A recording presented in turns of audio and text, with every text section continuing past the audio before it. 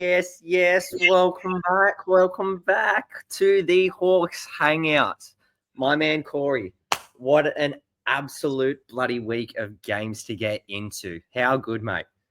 Awesome, mate. Look at that smile. I can't wipe it off my face. Firstly, mate, how's Bali? You're looking very refreshed there. Absolutely beautiful, mate. It's a beautiful 29 degrees over here today. Nice. Absolutely Sun's out, guns out. I can see those guns, mate. Look at that tat. Hopefully you get another one when you're over there. Oh, I got a few booked in, don't you worry. Nice. Well, it's very early in the morning over in Bali, I know that. So we're unfortunately not going to be able to do our It's a Terrible Day to Be a Beer. But that will be back next episode. But let's get into it, mate. Hawks v Melbourne. Statement win. I said I wanted to say, this is how we do it. And this is how we do it, Hawks. Absolute quality win. 117-95. Mate, what did you think? The big three were huge. Talk me through it. Let's go. The big three, absolutely. Frawling 14-10, coming off a monster game the night beforehand, and just came out and blew the roof off again. Double. We then had Kell 23, 4 and 3, and Harvey with 25 and 9. Just an absolutely monster game from the three-headed monster of the Illawarra Hawks. We then had Lockie on a fabulous 18 points. Hickey had a blinder on 8, 8 and 3 with a plus 19 for his plus and minus. Then Wani, my man Wani. You've listened to the call, mate. You've listened to the call. I don't know if you've been watching the podcast, if someone's gotten in your ear, but on CG43, we talked about him. We talked about him on Flood Watch. Swaka the lockdown is back. 14 points on the flop of the league. Absolutely outstanding. And our bench, Corey. Our bench is back. We'll talk about it in the game last night for Brisbane, and you got to watch it live. But 48 bench points in the Melbourne United game. Now, however, our free throws, 15 from 30, so 50%. So we'll go a little bit more in depth on that, but that was probably the only negative in that whole game. But we'll go a little bit more in depth on that a little bit later when we get to get up, get out. Mate, what an absolute performance. I would say our best win of the season. I said last podcast, this was a huge pressure game for the Hawks, and they delivered. Worried if it was going to be close, how they'd handle it, but it wasn't close. The Hawks it wasn't close at all. Absolutely demolished a very strong Melbourne United side. There were signs there where CG43 was going to be on one. He hit some of those trademark tough shots that he likes to make, and I was sort of worried. He got to 14 points pretty quickly, but it was pretty similar to what happened on Cotton. He had one little stretch of amazing play, but then was just completely shot down. I know that he probably didn't play the same minutes because the game was over, but I really made a focus of watching Wani on him, and he did an incredible job when CG43 was off the ball, fighting through screens, going over the top of them to make sure he couldn't get open, challenging shots. And when you do that to CG43, he sort of sometimes takes it I want to take this on, and sometimes he can take some poor shots and make some poor decisions. And he did that, and that was on the back of Wani really locking in, and he was phenomenal defensively, especially in that second half, and that was a big reason why we ran away with a comprehensive win, I think, mate. Now, you're saying Wani's defense, and I loved Wani's defense on him, but you don't think it had anything to do with the big, massive, giant flop watch counter in the corner of Goulding's eye, right behind the Melbourne bench the entire night. Now, I think it might have got into his head, but usually when people get on Goulding, he's the sort of guy who goes, "I want to show you guys I'll have a big game."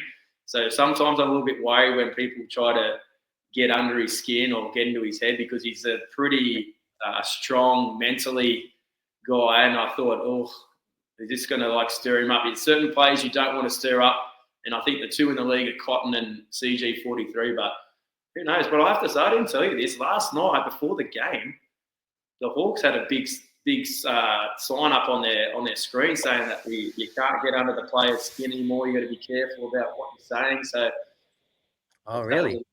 I don't know if that was a little go at the flop sign, but I think it's just all in good nature. It's a bit of fun. I don't think CG43 would have taken it too seriously. Like, we want that sort of stuff at the games. It creates a bit of hype and it creates a bit of atmosphere. And that game, it was absolutely buzzing at the WEC. Probably one of the best feelings I've seen at a game. Someone got fouled off near the end and they play Hit the Road, Jack.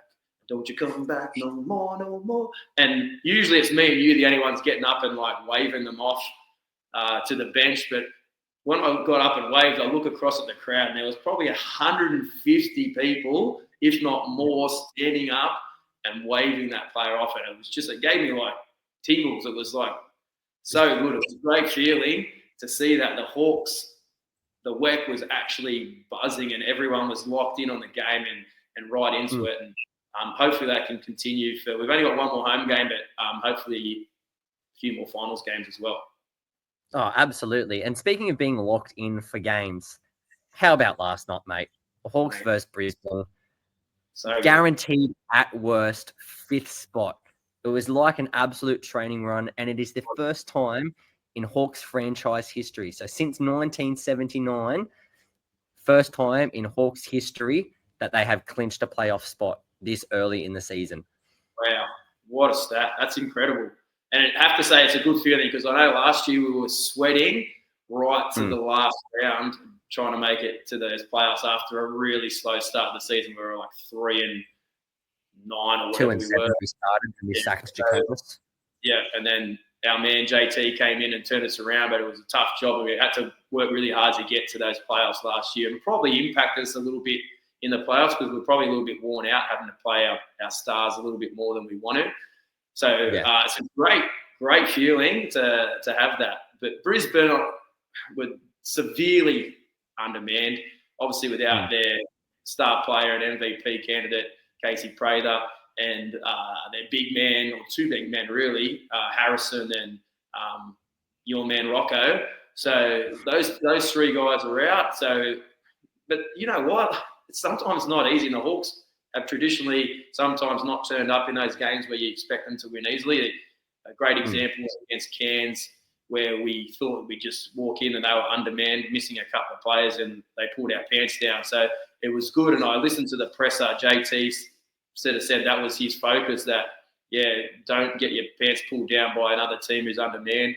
Let's focus, get the job done, play hard. And they did that from the start, 35-20 at quarter time. Brisbane, to their credit, came back on the back of a little spurt from Adams, where he was starting to hit some really tough shots. And I think they closed it to about 39-35. And then after that, Hawks were just blasted them out again. And it was never in doubt. Got as big as 42, I think, which is absolutely crazy. But yeah, what did you like? This was a little bit different this game. We spoke about the first game, but who were the big contributors, mate? I said it before, but the bench is back, baby. The bench is back. Wani again. Huge. I don't not know what has happened with you, Wani. I don't know if you've been listening to this, if you've been just grinding in the gym, but 16 points, Corey. 16 points. Big Mason Peatling, the big 6 again. 15 points. Big Lockie Olbrick, 14 points. Big Hai Young Lee. I ain't calling him Squid Game 3 no more. We're calling him Lee for 4, baby. That's 2 games in a row. 2 games where he missed the one on the first one, but at least he knocked it down this time for the 4. So Squid Game 4. I like Squid Game 4, 12 points. Nice. Teddy Blanchfield, the golden boy, 9 points. Nice little 3 cameo. from 3. Just nailed them. And Hickey, big Davo dog, 9 and 7. Absolutely killed it. The deadly love bite, 9.7 assists. One great assist were on that 4-point play from Lee, where he did a beautiful cross-court pass, found him in the corner. Outstanding. But big thing, this is like, I'm not a huge plus-minus guy because sometimes people can read into it a little bit. But I had a look at it just to check it out and just to see who seemed to have the better ones. And in that game, Lee was plus 34 in the plus minus. And our man, Dave O'Hickey, the deadly love bite, was plus 33. So that's huge. Those two do tend to play a lot together in rotations. So that seemed to work for us, which is great moving forward, especially if we get off to a tough start with our starters and we can bring on those guys and give us a spark. That'd be awesome. But I think one of the biggest stats for this game was the 37 assists as a team. I don't know if any other team would have had that this season. That means we're playing great basketball, we're moving the ball, it's not getting stuck in one player's hands. And it was great to see a couple of the assist leaders were two guys who are usually our points leaders. So Chell had 11 assists, which is huge, and Harvey had 7. So Harvey in the last 2 games has had 7 and 9, and probably not necessarily known. I know he's played a little bit of point guard, but he's playing a lot of 2-guard this year for his assists, but he was dropping dimes. And that's great because teams do know when Harvey gets in the paint, he's looking for that floater. So they tend to go to him a little bit more. So if he can keep doing that and dishing off and we're getting easy buckets off that, that's huge for the Hawks. So it's great that those 2 players are looking to get their teammates involved. But, mate, another great stat, and I know you love this one. What about our bench? Hey? 58 bench points, Corey. 58.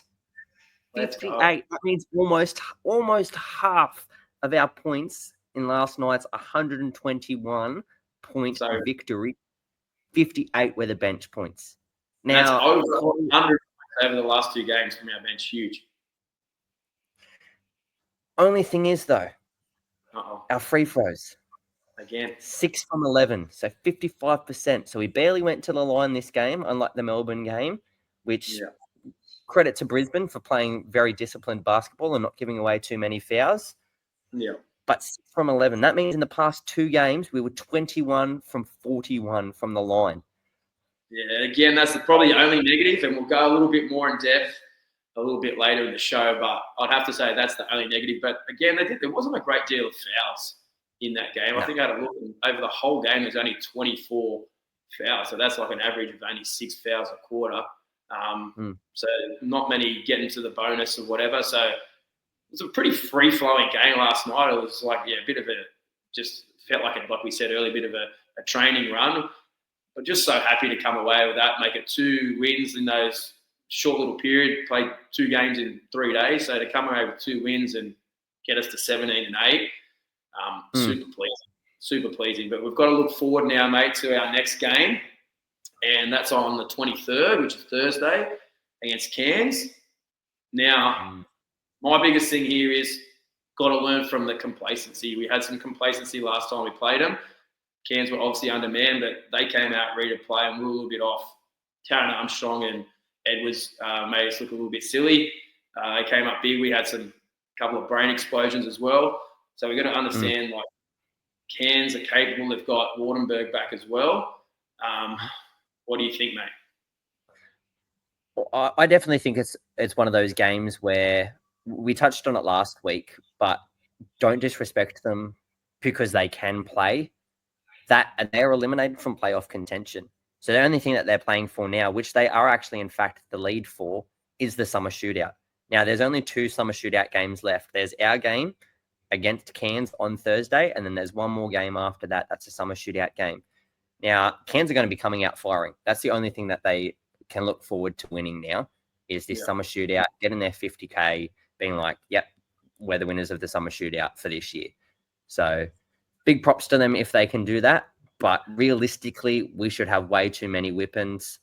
The day's injury, I'm not too sure what happened there last night. I did miss that. The power went out over here, so I did miss what happened. But so what happened? I listened to the presser at the end and heard some other news from other people. It's a hamstring injury. JT said it was a little bit of tightness, but he'll get some work on it, get some X-rays, and check it out. He's hopeful that it's not too bad. But I have to say, I'm worried about hamstring injuries. I know hamstring injuries can be a little bit of a punish. If you're rugby league fan, Tommy Turbo struggled with his hamstrings. You don't really want hamstring injuries. They can take some time to recover. But I think it would be crazy to probably play Days in this game. let him have a rest, because then if the Hawks can play hard, get the job done, we're going to have 7 days. The next game after this one, not till the 30th in Tassie, to recover. He can get some more work on that, rest up. I think it'll be a great idea to maybe just let him have this game off, just precautionally, if anything. So, what do you think about that? Oh, absolutely. We obviously did a big, massive shout out to Tian the other day, but just getting him back in there, don't risk it. We had such a great game last night where our bench stepped up for our starters, purely for the fact that it gave them less minutes on the floor. I think Tyler Harvey was the leading minutes player for the Hawks at 26 minutes. The man usually plays 30-plus minutes a game. So 100%. For him to only have 26 last night and to come off the court, for then people like Greeter had massive game time. Kobe McDowell-White about 4 minutes of game time. Big shout out.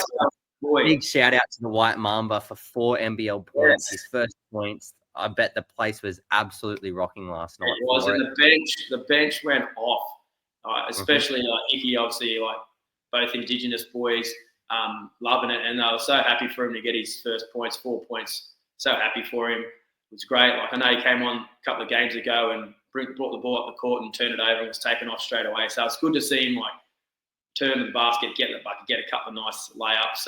It's going to do him confidence. And it's great for that team chemistry when you see that happen, and they're so happy for a young DP to get his first points in the NBL. So really good to see. But like you said, mate, keeping these minutes around that Harvey 26 or hopefully even less in this game. We had 8 guys last night who were around that 20-minute mark, which is awesome. So that's what we hopefully can aim for in this next game. That'd be fantastic to see. We want days again to try to recover. I sent a message to Tian and say, it's your time to shine. Get him sorted. And she was like, I got this. So hopefully you can get the work done that he needs to get done, recover, and be back for us in the next couple of games, or even hopefully for the playoffs at worst. Yeah. So fingers crossed, my man. Fingers crossed. Fingers crossed, absolutely. Now, Corey, coming into this Cairns game, I think you got something a little bit different for me for your multi this week. How about you give us a spiel? I do. Well, mate, my multis have been absolutely disgraceful other than the first one. So I'm mixing it up this week, and I'm going to try and make some people some money back with a big one. Big one. It's only a 4-legger, but you'll be shocked with the price. So I'm going Armstrong. Said in previous podcasts, I rate this kid, Taron Armstrong, great player. I think potential to get to the NBA. He's got the game for it. Super crafty, great passer. Can hit that 3, get to the bucket. He killed us last time. I'm going him 15-plus points.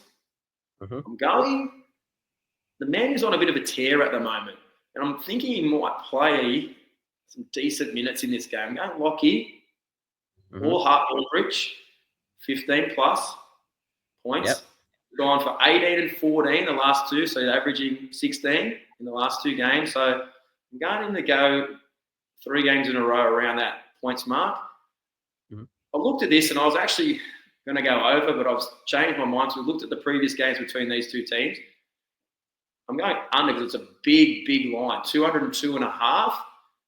Now, I know this is Hawks summer shootout, so they may want to go crazy and get up a big score, but I heard JT in the presser last night say he's not really focused on it. He says it's a great idea, but that's not his focus. He's not going to be telling his players go crazy and just jack up 1,000 shots.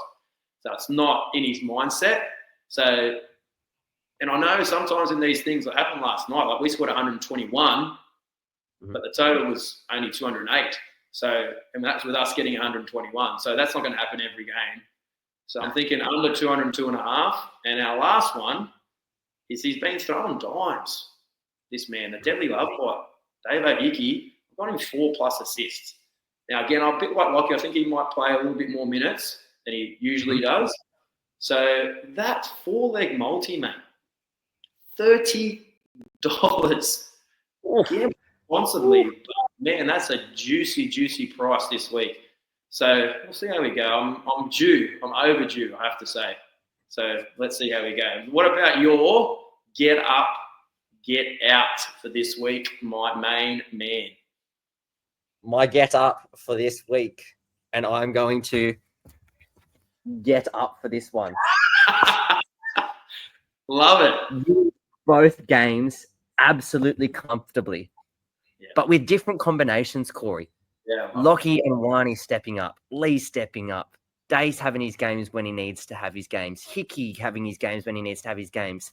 Big shout out to Lockie Olbrich and Mason Peatling. Like, just ridiculous, Corey. Like, it gets me so excited to see these boys playing selfless basketball. Yeah, mate. Seriously, like I agree with you 100% there. We talked about it so much in this podcast, how we're winning in different ways. So the first win against Melbourne was the big three. So Froling, Harvey, Curl, they delivered in the big game against the team who's up the top of the table. That's what you'd expect. In the big games, you want your big guys stepping up. But in the game where we were expected to win against an undermanned team, our bench guys got the job done. Like we said earlier, like points spread across lots of people in double figures. I think we had 6 guys in double figures, 2 other guys with 9 points. That's huge. So different people ways of winning. And our big three didn't have to score that much. I think Harvey had the most points out of those 3 with 10, and we still racked up 121. So winning in different ways, mate, I have to agree. That is definitely the big get up. Did you want to shout out any particular players in that? I got to give it to him. I've been giving him some mouth recently on the podcast, and I give him some mouth and some lip during the game days. But man, I've said it multiple times this episode. I don't know what you've done with yourself, mate, but Wani Swaka Bullock, the COVID, the lockdown, damn, mate, get up, get up, mate. Absolutely unreal. If you're having a game with Wani, 16 points from Wani, you're not losing a game. If Wani's on a team, not losing it. Yeah, and he's in that game against Melbourne. He was in his at his lockdown best on Goulding, especially in that second half. So I know you had him in your get out a couple of times. So good to see our man Wani back in the get up. Now, what about the get out? Our free throws. Yeah, man. As we said, 21 from 41 over the last 2 games. Now, it didn't really matter in these 2 games, purely for the fact that we won them by comfortable margins. Obviously, that first game, 15 from 30, it's not too bad. It's, still 50%. Yeah. Last night, 6 from 11. Look, it's not too bad considering we only had 13 fouls on our team and they only sent us to the line 11 times. So not particularly too bad. However, coming into this playoff stretch, we're coming up against teams that like to foul. We're going to come up against Perth. We're going to come up against Melbourne. We're going to come up against Southeast Melbourne. We're coming up against Tassie. We're coming up against the Queens. They're teams that like to foul, Corey. Yeah. And if we've got close games, which, potentially could be come playoff time, you've got road trips back and forth to places, particularly if we have to road trip to Perth or we've got a road trip to Melbourne or something like that. It's not particularly something that we want to be doing to have these low percentage free throw games. So in this closer kind of games, it's where we need to kind of figure ourselves out a little bit more. I agree. I think that was definitely the big get out this week. It was the free throw shooting. We mentioned it earlier, being just over 50% over the 2 games and still winning both games comfortably. Like really, if we got the free throws right, we could have won both games by close to 40. So, yeah. And if we're going to have poor free throw shooting nights, you want them in those type of games when it's a blowout victory where it's not going to hurt you. So I guess that's a positive of it, but I think they need to sort it out because if we're only shooting 50% in a close game, when you look at the stats, that's going to be the reason that we're going to win or lose a game. So you don't want to be shooting 50% in a playoff game when it's close. It's going to definitely impact the result, probably in a negative way for the Hawks. So hopefully they can sort that out. They haven't been too bad from the line over the whole year. I'd like to see the stats, but I'd probably predict we'd probably be about 70%. So that may have dropped that over this last 2 games. However, we are capable. Just biggest thing for me is I hate this when players go to the line and miss both. So Yeah. it can have a huge swing on a game. If you think it looks like it's going to be an easy basket to just miss, it rolls out, you go to the line, you miss two, then the other team comes down and hits a three. It's a massive swing and it's a massive momentum shift. And we've done that a lot in the last two games, going to the line and missing back-to-back. We're lucky that our home games, otherwise people would be eating cheeseburgers for days. Yes. So I'm glad that it wasn't a away game, but no more back-to-back free throw misses. Please, the Hawks. Let's sort this free. But, mate, last little segment this week, we're going to do another little fan question, and it's from our man, Emmy award-winning cameraman, Paul Devitt. He got an Emmy for his coverage of the war in Israel. It's crazy. He's a former Edmund Rice student. We're going to call it Emmy Rice College now. Paul's renamed it. Incredible, super proud of him. But his question is, what do you guys think are the most controversial moments in Hawks history? I'll let you go first, my main man, Sammy. I definitely think for me, and I know talking to a lot of people, my family included, I think the biggest one, besides probably the one that you're going to talk about, is trying to drop the Illawarra name from the Hawks. Now, there was talks there ages ago when we had Gorgian in there, we had Pepper Money as sponsors, we had all of this, big new branding come in. They were trying to drop the name and trying to ship us off to Canberra and play more regional games and all the rest of it and trying to move the Hawks. Now, as the only surviving foundation club to have played every single season, to drop the name, it caused massive controversy. They only lasted 2 games with just the Hawks. And the uproar from it, the petitions that were signed from it, was just ridiculous. And it really shows the level of respect, the level of love that the Illawarra community has for the club. But for me, that's probably the most controversial moment, was them trying to get rid of it and trying to ship us off down into Canberra. Yeah, it was a bit of a worry. I remember in my head, I was thinking, I just want us to be in the league still. I was worried about not being there at all. So I was like, you call us the Hawks, at least we're in the league. Then they started to push for the Illawarra, and I could understand it. And what made me really understand it was that there were a lot of local businesses who put money into the team who were saying, we're not going to do it if they're just called the Hawks. We love the Illawarra region. We're proud of the Illawarra region. We want to sponsor a team that has that Illawarra connection. And if it's not going to be there, we're probably not going to sponsor. And so that was a big worry for me. And then that was a push. I know Gorge really was a big push for it, and he has a lot of influence. So super proud of him getting behind that campaign and really pushing for it. He did talk a lot in press conferences about getting that name back. So he's putting himself out there, putting himself on the line as the head coach. And yeah, mate, we got it done. So I agree with you, a big controversial moment in our history. But my one is a little bit further back in time. And it was when there was talk about the Hawks being absolutely done as a franchise. Basically, we're told it was over. I remember going to the last game of the season at the WEC. We weren't in playoff contention, and they were promoting us as this is the last time you're going to see the Hawks play. And it was quite an emotional game. I remember the game we won pretty comfortably, but the end of the game was a really surreal sort of feeling.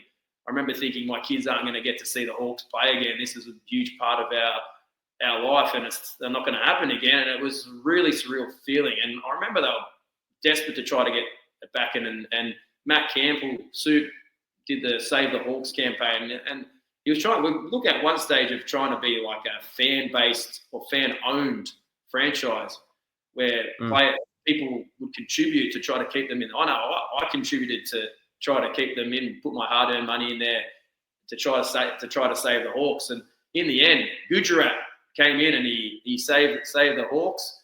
And it was amazing. We're back in the competition and we've been there ever since. It would have been so sad to lose the only foundation club, but we keep ticking, and it just builds on that underdog mentality, mate. Everyone loves an underdog. I know we're on top of the table, but still we've got that underdog mentality. We've struggled a lot in this franchise history, but we just keep sticking around and playing tough and playing hard. But that was probably one of the most controversial moments. Would have been tragic to lose the foundation club. Oh.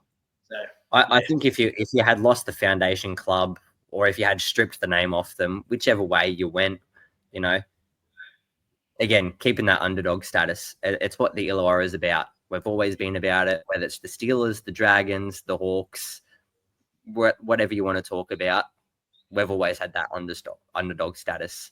Bit like Tassie, bit like the forgotten cousin, very much just that underdog status, keeping us going. So speaking of Tassie, I will be posting some reels and some behind the scenes footage from when we get over there. So a little bit of a break from the podcast for now. So definitely keep your eyes out for our social media pages. You can find us on Instagram at the Hawks Hangouts. You can also find a lot of our behind the scenes stuff with a lot of our other co-hosts on the Basketball Fix. You can find us on Facebook, Twitter, Instagram, YouTube, Spotify, whatever you use at the Basketball Fix. Now, Corey, unfortunately, that is all we have time for. That's all we've got. Mate, enjoy your rest of your holiday in Bali. I'm missing you, mate, but it's really good to see you. Hopefully, Hawks can get a win against Cairns. Fly, you Hawks, fly high. Bring it back, mate. Bring back the theme song. Back the theme song. Bring it back. All right. Let's go, Hawks.